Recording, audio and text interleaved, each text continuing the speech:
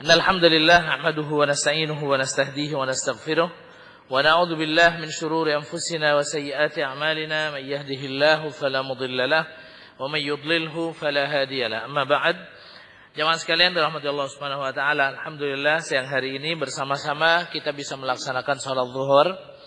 Kita berharap mudah-mudahan semua ibadah kita, walaupun kita yakin tidak sampai pada tingkat kesempurnaan, mungkin ada kekurangan di dalamnya, tapi kita berharap mudah-mudahan Allah Subhanahu wa taala dengan rahmat dan karunia-Nya akan menutup kekurangan-kekurangan yang ada di amal kita dan menerima semua amal ibadah kita. Memberikan pahala kepada kita, dan bukan hanya sekedar memberikan pahala jemaah sekalian, tapi mengampuni dan menghapuskan dosa-dosa kita. Sebab ternyata amal yang diterima oleh Allah Subhanahu wa taala itu tidak hanya akan mendatangkan pahala, tapi dia juga bisa menghapuskan dosa dan kesalahan. Allah Subhanahu wa taala berfirman di dalam Al-Qur'an, "Innal hasanat yudhibnas sayyi'at." Sesungguhnya amal-amal kebaikan itu bisa menghapuskan amal kejelekan. Tentang ibadah salat jemaah sekalian dirahmati Allah Subhanahu wa taala, Nabi sallallahu alaihi wasallam pernah mengatakan kepada para sahabat, "Bagaimana pendapat kalian kalau ada seorang di depan rumahnya itu ada kali, kemudian dia mandi 5 kali dalam sehari. Fahal yabqa min daranihi syai'? Apakah masih ada kotoran yang nempel di kulitnya?" Sahabat mengatakan, "Mandi 5 kali jemaah sekalian." Sahabat bilang, "Ya enggak ada ya Rasulullah, bersih." Kadzalika, begitu juga salat 5 waktu. Dia akan menjadi penghapus untuk dosa-dosa yang terjadi di antara setiap 2 salat jemaah sekalian. Oleh karena itu kita berharap mudah-mudahan semua ibadah kita akan diterima, kita akan mendapatkan pahala dan pengampunan terhadap dosa, dan doa kita juga kita berharap mudah-mudahan Allah berikan keistiqomahan kepada kita semua di atas jalan kebaikan selama hayat dikandung badan. Amin ya rabbal alamin.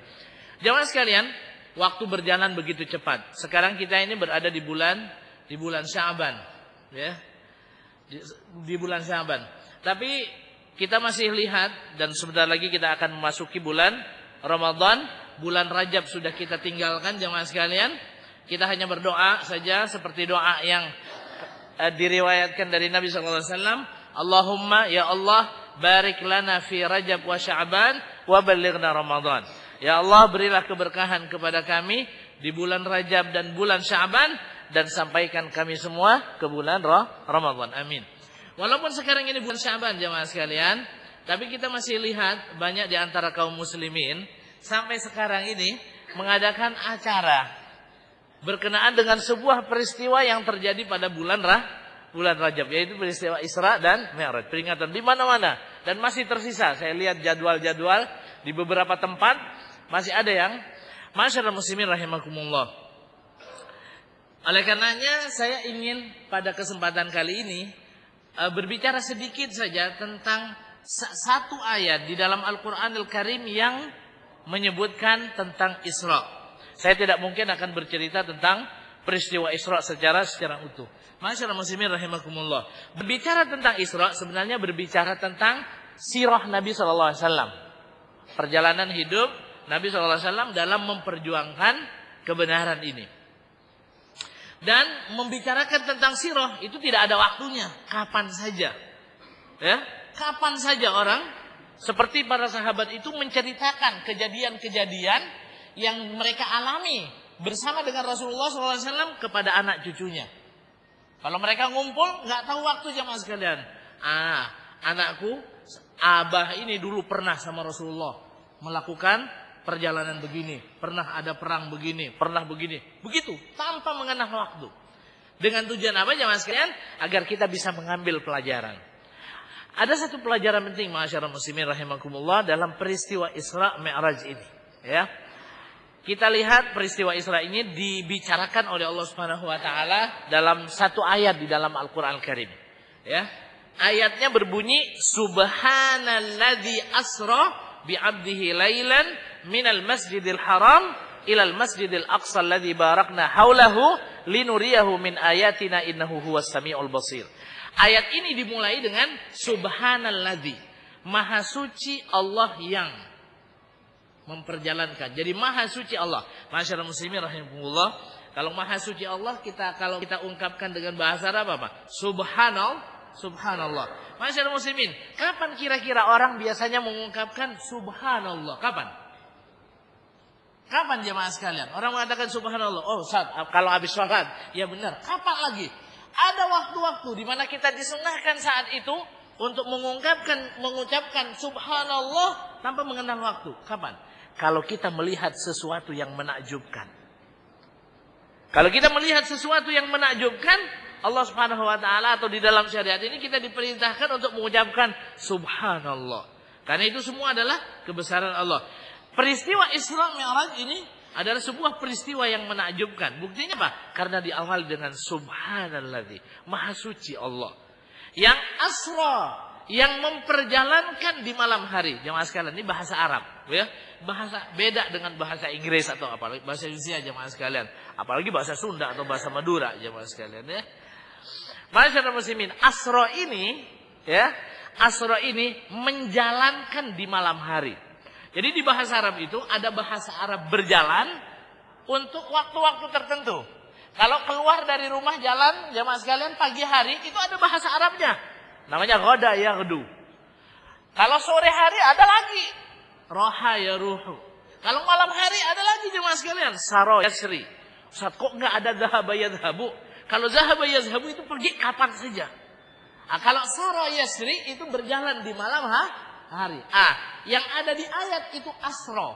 Asro itu maknanya adalah menjalankan di malam hari. Makanya jemaah sekalian, kalau ada orang mengatakan peristiwa Isra itu ya terjadinya pagi-pagi misalnya, pagi-pagi habis Nabi sarapan pagi, ya, makan nasi uduk sama minum teh manis, jangan percaya jemaah sekalian. Kenapa? Karena ayatnya mengatakan Asra dan itu pasti malam kejadiannya. Ya? Pasti malam. Subhanalladzi asra bi'abdihi.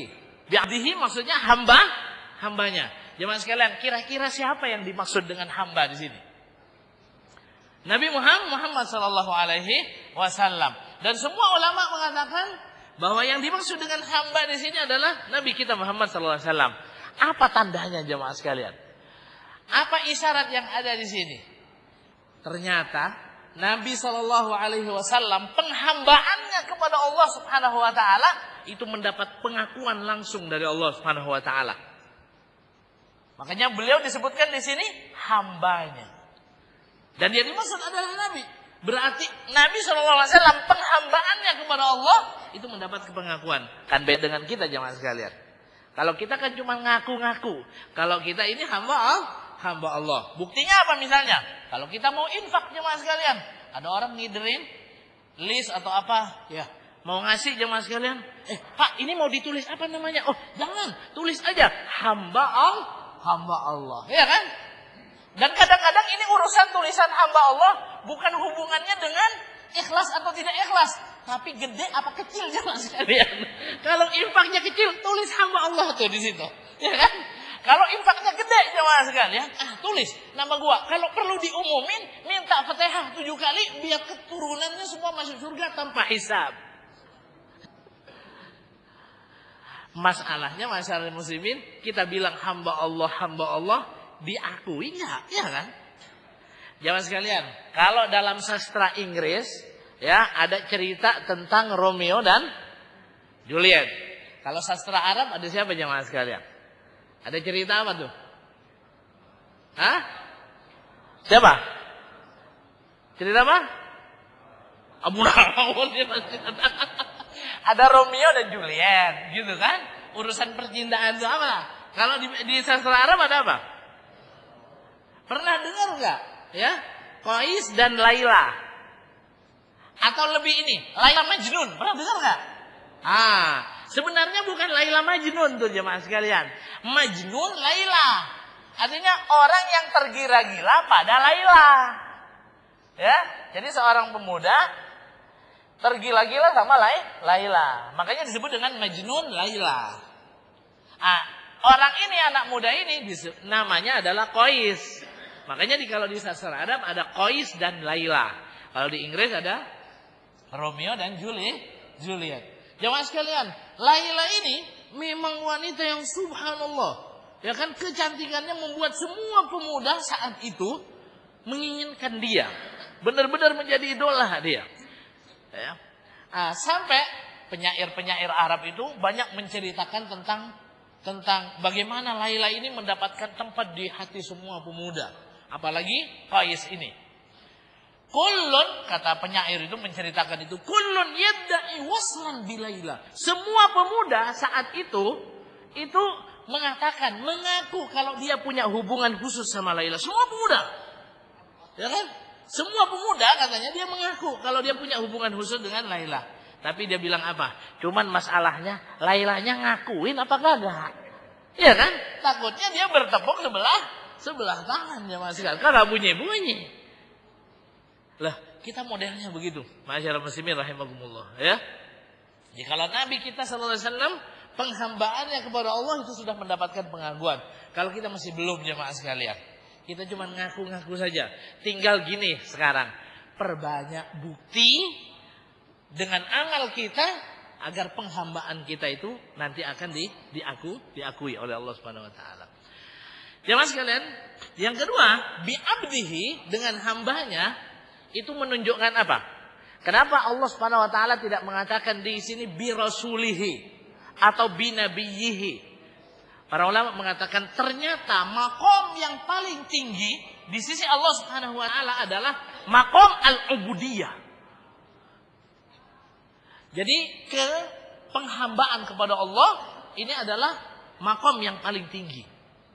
Makanya kita kalau menyebutkan sesuatu, ya, kalau ada apa-apa pasti ada pertemuan, gitu kan? Pasti orang-orang yang paling ini dulu, yang paling terhormat dulu yang disebutin, baru para hadirin semuanya, ya kan? Kalau kita menyebut Nabi kita Muhammad SAW, kita pasti mengatakan Abdullahi wa rasuluh, ya kan? Abdullah wa rasuluh, disebutkan duluan, hamba Allah dan Rasulnya. Dan masyarakat muslimin rahimakumullah, kata abdihi, kata para ulama juga menunjukkan kalau peristiwa Isra dan Mi'raj itu terjadi dengan ruh dan jasadnya, bukan dengan ruhnya saja. Kalau dengan ruhnya saja, ya tidak aneh jemaah sekalian. Perjalanan pergi kemana aja juga, ya kan? Kita aja yang ada di masjid ini tinggal mojok jemaah sekalian begini sampai ke Amerika juga bisa, ya kan? Namanya juga mimpi, ya. Orang mimpi mau kemana aja, nggak aneh. Ya, kalau yang mengatakan Isra itu terjadi hanya dengan rohnya, ya bukan sesuatu yang besar. Kita aja di masjid udah kadang-kadang nyampe kemana-mana. Makanya bi'abdihi itu terjadi dengan roh dan jasadnya. Bi'abdihi lailan, pada malam loh, kok pada malam hari lagi? Padahal asra artinya menjalankan di malam hari. Lailan, malam hari lagi. Wah, kalau begitu ini ada pengulangan. Kata para ulama, ini bukan pengulangan. Asra itu menunjukkan kejadiannya memang di malam hari. Adapun kata lailan bukan hanya menunjukkan waktunya di malam hari, tapi menunjukkan bahwa waktunya bukan semalaman suntuk, tapi dia hanya di sebahagian malam. Kata lailan itu menunjukkan sedikit di malam, tapi sebahagiannya. Dan peristiwa Isra itu tidak terjadi dari misalnya habis maghrib itu sampai besok pagi hari, enggak. Terjadinya tengah malam sampai sebelum subuh Nabi udah nyampe lagi.